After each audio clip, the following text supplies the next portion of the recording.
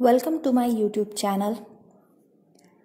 आजच्या या व्हिडिओमध्ये मायक्रो टीचिंगचे म्हणजे सूक्ष्म अध्यापनाचे प्रश्न कौशल्यावर पाठ टाचण कसे काढायचे ते आपण पाहणार आहोत।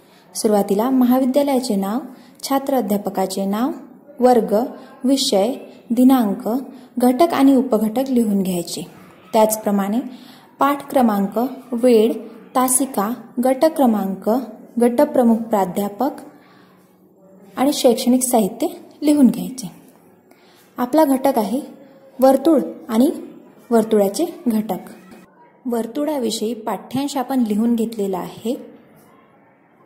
उत्तमरित्या अध्यापन करण्यासाठी अशा प्रकारच्या चार्ट्सचा उपयोग केला तर अध्यापनात मदत होईल। अध्यापनाचे मुद्दे लिहायच्या वेळी शिक्षक कृती, विद्यार्थी कृती आणि उपकौशल्य असे 3 भाग करून घ्यायचे।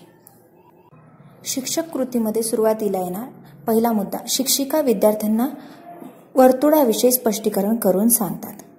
विद्यार्थी कृतीमध्ये येणार विद्यार्थी ऐकतात। उपकौशल्यामध्ये येणार विषयाशी सुसंवाद। दुसरा मुद्दा शिक्षक कृतीमध्ये येणार शिक्षिका फळ्यावर आकृतीद्वारे वर्तुळ व वर्तुळाचे घटक रेखाटून दाखवतात।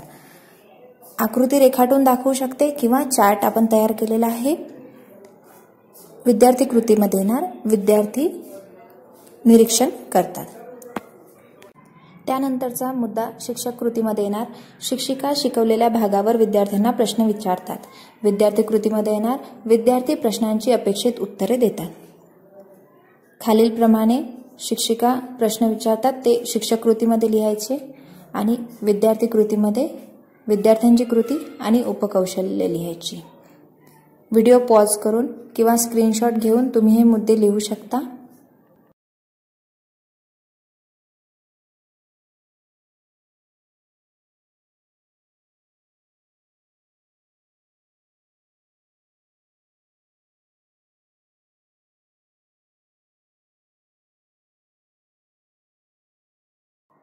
त्यानंतर आहे फलकलेखन। फलकावर उजव्या हाताला इयत्ता, तुकडी, दिनांक लिहायचे, मधात विषय, घटक, उपघटक आणि शिकवलेला भाग।